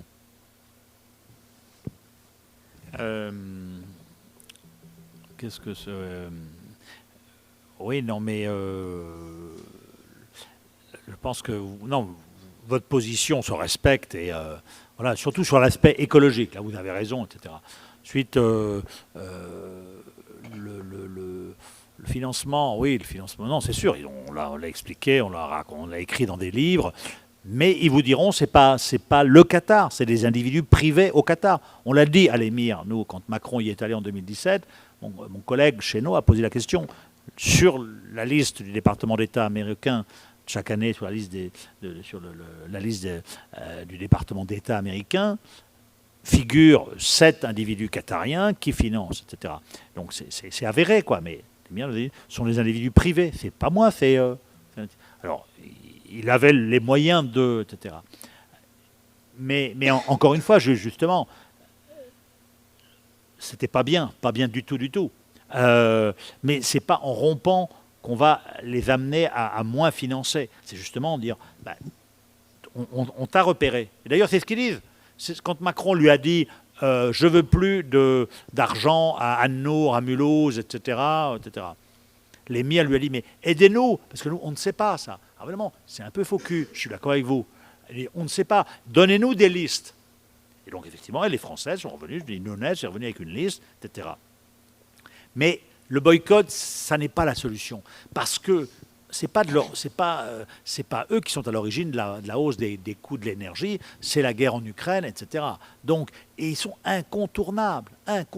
Total a signé un grand contrat qui nous permettra d'avoir de l'énergie, mais qu'en 2027, ils sont incontournables parce que c'est le deuxième exportateur mondial de gaz GNL. Donc voilà, si vous ne vous approvisionnez pas en Russie, vous avez la Norvège, vous avez l'Algérie, vous avez le Qatar, etc.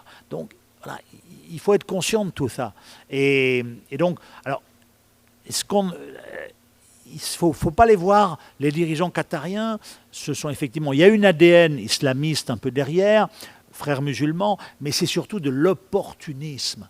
Je veux apparaître devant la caméra, je veux, etc. Le père Ahmad, qui était un visionnaire, c'était ça, c'était un sens inné de l'opportunité. Le 11 septembre 2001, les Américains et les Saoudiens se chamaillent parce qu'il y a 15 des 19 membres du commando terroriste saoudien. Les Américains veulent quitter l'Arabie saoudite. Ahmad dit aux Américains, venez chez moi, je vous héberge. Et comme ça, j'ai une assurance tout risque. Il y a des otages qui sont français en Irak. Tac, je propose mes services. Je règle l'addition à la fin. Donc c'est un sens inné de l'opportunité, mais ils n'ont pas obligé les Français de payer la rançon pour nous libérer. Donc on a bien été content de les prendre. Mais effectivement, il y a eu un moment où ils ont joué un jeu en faveur exclusivement de leurs amis islamistes.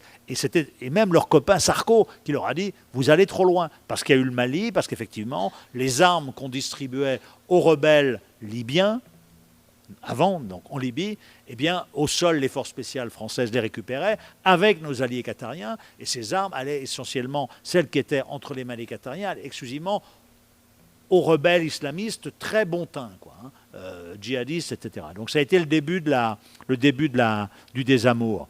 Mais voilà, il faut avoir tout ça en tête. Il ne faut pas les voir. C'est pas des gens qui sont foncièrement mauvais, foncièrement, etc. Simplement, ils ont eu, à un moment donné, notamment sous l'émir père, avec les révoltes arabes, puisqu'il s'est cru devenir le nouveau leader du nouveau monde arabe qui allait émerger sur les décombres des dictatures, grâce à son appui financier, politique aux frères musulmans, la Tunisie, frères musulmane, l'Égypte, frères musulmane, comme c'est nous qui les finançons, qui finance, contrôle, etc. Et là, il a pété un plomb. Et quand il a vu le drapeau qatarien dans la War Room de l'OTAN avec les drapeaux français, américains, britanniques, là, il y a eu le bris qui a explosé, parce que le Qatar, c'est quand même pas grand-chose.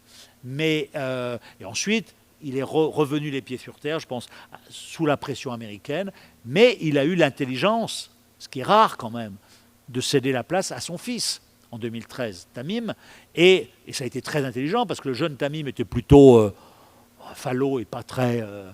c'était pas lui le premier choix, hein, comme je vous disais, c'était Jassem en 2003, et il a propulsé Tamim, qui s'était fait les dents sur la diplomatie sportive, l'organisation des Jeux asiatiques 2006, et en coulisses, le père, avec le fameux Ahmad bin Jassem dont je vous parlais tout à l'heure, et plus la chère Moza, sa mère, l'ont drivé. Et ça, c'est plutôt, il faut reconnaître ça comme de l'intelligence, quoi. C'est ce qui a manqué à MBS, le saoudien, au début, ou qui a tout cassé dans la famille royale et qui a fait des bêtises, comme vous savez, Khashoggi et compagnie. Donc voilà, donc c'est des gens qui, effectivement, ils sont comment dirais-je, ils sont assoiffés de reconnaissance. Voilà. Ils ont plutôt réussi, mais effectivement, il faut leur rogner les ailes sur certains aspects de leur politique. Mais ça n'est pas encore une fois, un État paria. Et ils investissent en France, ils font du bien. Simplement, il faut être vigilant. Savoir que ce ne sont pas forcément des idéologues, que ce ne sont pas forcément... mais qui... et surtout, ils nous renvoient aussi nos propres... Quand ils corrompent, ils ne vous mettent pas un pistolet sur la tête pour accepter leur Rolex, leur Patek Philippe ou leur chèque. C'est à nous aussi de dire non. On n'en veut pas, on n'en veut pas. On ne veut pas ça, on ne veut pas... voilà, donc simplement, ils ont acquis du leverage, comme on dit en anglais, par rapport à nous, qui sommes aujourd'hui dans une position économique faible, qui sommes facilement achetables, comme il nous disait en 2012 quand on préparait nos bouquins. Et donc, c'est à nous de rétablir un petit peu ce rapport de force. C'est ce qu'a fait effectivement Macron. C'est pour ça qu'ils ne sont pas contents. Ils ne sont pas contents parce qu'ils se disent... Nous, on a fait du bien à la France, on a investi 25 milliards, etc. Et on se ramasse d'abord, vous êtes amis avec notre pire ennemi, les Émirats. Ensuite, vous dénoncez l'islam politique, vous faites etc. Voilà. Mais sauf que Macron a été ferme de ce point de vue-là, il a eu raison, quoi. Dire, voilà, il y a des choses qui ne sont pas acceptables sur le financement de l'islam de France et d'autres choses, quoi. Mais ils sont... toujours dans cet aspect transactionnel. Petite anecdote, ils réclament pour leur ambassade, leurs diplomates, d'autres plaques minéralogiques diplomatiques, alors qu'ils en ont déjà beaucoup. À l'Élysée, on leur a dit non, ça suffit. Et les types disent, mais comment ça on fait du bien en France, on investit, etc. On n'a pas... Parce qu'ils ont eu l'impression, et notamment sous Nicolas Sarkozy, d'être des enfants gâtés, ce qui était vrai, et donc ils le sont moins maintenant, et donc ils font un petit peu la grimace. Mais c'est normal. Merci beaucoup. On va prendre une dernière question. Bonsoir. Ma question s'adresse à vous, Monsieur Malbruno. Elle s'éloigne sûrement un petit peu de la Coupe du Monde uniquement, mais traite de la géopolitique du Qatar de manière générale. Vous avez évoqué tout à l'heure la volonté d'invasion de cet émirat par ses cousins saoudiens d'un côté, mais aussi des Émirats. Qu'est-ce qui les a poussés à vouloir envahir le Qatar d'un côté ? Et qu'est-ce qui a poussé de l'autre côté ? Parce qu'il me semble que c'est les États-Unis, en particulier Rex Tillerson, qui venait d'être nommé et confirmé par Donald Trump et par le Sénat républicain au secrétariat d'État américain. Il me semble que c'est lui, donc ancien PDG d'ExxonMobil, qui a empêché l'invasion. Est-ce qu'il faut justement y voir derrière des intérêts énergétiques ou plutôt simplement... un aspect géopolitique, le fait que les États-Unis s'entendent aussi bien avec l'Arabie Saoudite, les Émirats et le Qatar dans la région? Merci. Je vais vous répondre. La deuxième question, j'ai posé la question en décembre 2017 quand je suis allé avec le président de la République donc, à Doha où il a signé ses contrats, 7 milliards, c'est un volume important, notamment des Rafales, le métro de Doha, etc. Et donc c'était décembre 2017, donc c'était 5 mois après la crise, le 5 juin, où le Qatar s'est retrouvé au bord d'une invasion. Et invasion qui avait été, enfin en tout cas crise qui avait été préparée par MBZ l'émirien, MBS le saoudien, avec Trump qui était allé à Riyad 3 semaines auparavant, etc. Et qui avait un peu donné son aval à ce durcissement. Et donc Trump n'était pas en sa faveur. Donc j'ai posé la question le soir, là, j'avais dîné avec un proche de l'émir, qui est au Diwan, et je lui ai dit, mais Macron, en juillet aussi, il n'était pas très en votre faveur, il était plutôt sur l'axe émirien, voilà, parce que les Émirats étant justement l'allié de la France, parce qu'il ne joue pas le jeu de l'islam politique, etc. Et les Qatariens lui avaient envoyé un message en juillet 2017 à Emmanuel Macron, lui a dit « On a bien compris votre position, bon, etc. Mais sachez que, justement, il y a des contrats en négociation, donc si jamais vous mettez un peu d'eau dans votre vin, et si vous adoucissez vos positions à notre égard, on délivrera. » Et donc, il est arrivé 6 mois après, d'ailleurs j'avais posé la question à Emmanuel Macron, 6 mois auparavant vous êtes dur, aujourd'hui on signe, qu'est-ce qui s'est passé? Et donc, j'ai posé la question aux copains de l'émir, là. Je lui ai dit, mais vous êtes quand même extraordinaire, parce qu'il y a 6 mois, Trump voulait vous envahir. Alors effectivement, Rex Tillerson, ça c'est les intérêts pétroliers. Il était chez Shell, et donc il connaissait les Qatariens. Il y a probablement du business entre eux, etc. Donc il a toujours été beaucoup plus complaisant, compréhensif à leur égard. Donc mais je dis, mais au type là, je dis, mais Trump était contre vous il y a 6 mois. Les Britanniques étaient contre vous il y a 6 mois, Macron était contre vous il y a 6 mois. Vous avez réussi, en l'espace de 6 mois, à retourner un peu tout le monde. Comment vous avez fait? Et le type m'a dit, it's very simple. We interest partners in business. Donc, qu'est-ce qu'ils ont fait? Ils ont envoyé Ahmad bin Jassem, le fameux HBJ, qu'on avait surnommé le Talleyrand de l'émir, père, qui était son cousin, qui était Talleyrand parce que type extrêmement pour qui tout homme a un prix. Donc effectivement, mais c'est lui qui avait le carnet d'adresse aux États-Unis. Donc HBJ a été envoyé après la crise aux États-Unis. C'est lui qui était allé déjà 20 ans auparavant, lorsqu'ils avaient pris le pouvoir, pour dire aux Américains, on va renverser le père de l'émir, on vous avertit, mais tout ça, voilà. Donc il a le carnet d'adresse, donc il a dit aux Américains, si vous baissez d'un ton, on signe les contrats sur les F-15. Ils ont signé les contrats. Ils sont allés voir les Britanniques sur les Typhoon. Ils ont signé les contrats. Et les Français, etc. We interest partners in business. Voilà. Donc, est-ce qu'ils sont... qu'est-ce qu'ils ont fait de mal? Rien. Voilà, c'est ça. Non, mais je veux dire... qu'est-ce que... On vit dans un monde, c'est pas un monde de bisounours. Donc, ils sont assez malins. Ils sont assez malins et ils savent très bien le faire. Et pour la Coupe du Monde, c'est un petit peu ce qu'ils ont fait aussi. Alors, je pense qu'on est un peu au-delà de 150 milliards. Là, ils ont donné un peu aux Français, un peu aux Italiens, un peu aux Américains. Voilà, c'est de la réelle politique, c'est de l'intelligence, c'est de la clairvoyance. Voilà. Je vais juste compléter un tout petit point. C'est avant cette crise, ce qui a amené à cette crise, c'est que le Qatar s'est opposé à l'Arabie Saoudite sur 3 dossiers. Géodiplomatiques d'importance, les printemps arabes, la Syrie et le Yémen. Et notamment au Yémen, le Qatar avait un peu un pied dans la coalition et un pied dans le camp pro-iranien, qui a fait que ça a beaucoup déplu à l'époque à l'Arabie Saoudite, qui s'est dit que décidément le Qatar n'était pas un allié et n'était pas quelqu'un de confiance. Et donc, c'est l'ensemble de ces dossiers qui ont amené aussi les pays de la zone à considérer qu'il fallait mettre un terme à l'indépendance du Qatar. mais surtout le lien avec les frères musulmans, quoi, qui était l'obsession des Émiriens et aussi des Saoudiens, pour qui le seul islam, c'est un islam qui était historiquement wahhabite et qui doit être détaché de la politique. Mais encore une fois, moi je suis assez ami avec Anouar Gargash, le conseiller diplomatique de l'émir, le patron des Émirats. Je dis, mais Anouar, vous vous êtes débrouillé, vous avez été nul, parce que comment ils ont fait?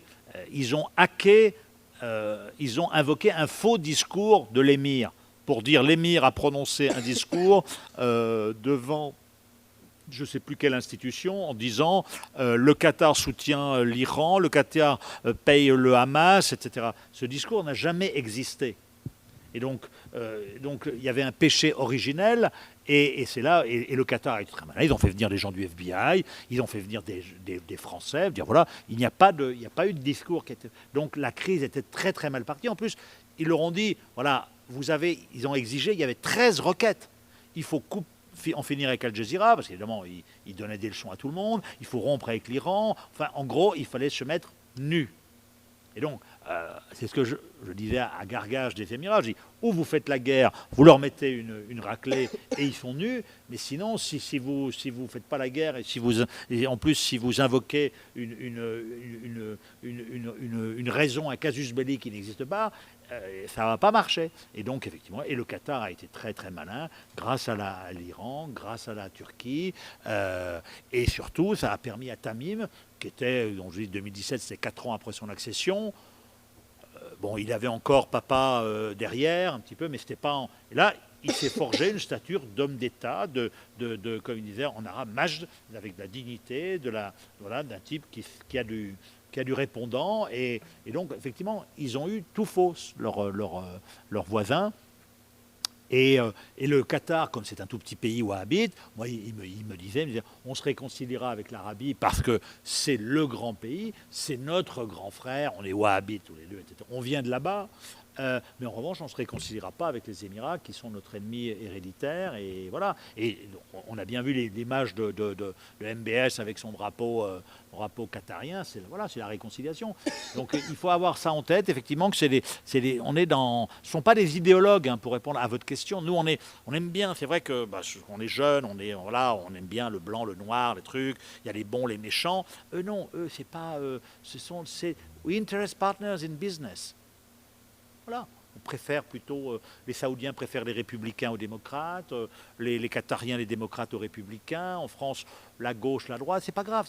Nous, on n'a pas d'idéologie. Ils ont leur idéologie un peu le conservatisme religieux, mais sinon en politique, ils sont assez désarçonnants parce que ils peuvent être ils se sont rabibochés rapidement avec les Italiens il y a quelques années, aussi grâce au business. Ensuite, ils se fâchent avec d'autres, qui se rabibochent, mais leur arme, vous l'avez compris, c'est le business et c'est les investissements qu'ils font. Mais j'en terminerai, je ne veux pas être long, mais regardez, l'Arabie Saoudite et la Turquie étaient à couteau tiré ces dernières années, justement, en conséquence de cette crise. Les Saoudiens vont mettre 5 milliards de dollars dans l'économie turque. On est alliés d'ailleurs, nous, avec l'Arabie Saoudite. Ils n'ont pas mis 5 milliards de dollars dans la Banque centrale française. Donc voilà, je veux dire, on est dans une région où, riche, et donc un jour on se chamaille, on se rabiboche, on investit. Et puis voilà, et donc il faut avoir cette notion que les alliances sont volatiles, quoi. Et ils ne sont pas dans l'idéologie. Un grand merci pour vos réponses. J'espère que ça aura aussi plu au public. Je vous remercie de votre présence, Monsieur Gadot, Monsieur Malbruno, pour cette conférence. Et juste une petite précision que je me dois de faire. Il y a un cocktail à l'extérieur. Malheureusement, c'est pas le nôtre. C'est pour une remise de diplôme de master. Donc il y aura des petits fours, probablement des confiseries qui seront probablement très tentantes. Mais je vous prie de les laisser à ceux qui viennent d'obtenir leur diplôme. Et donc voilà, un grand merci à vous deux. Et je pense qu'on peut les applaudir.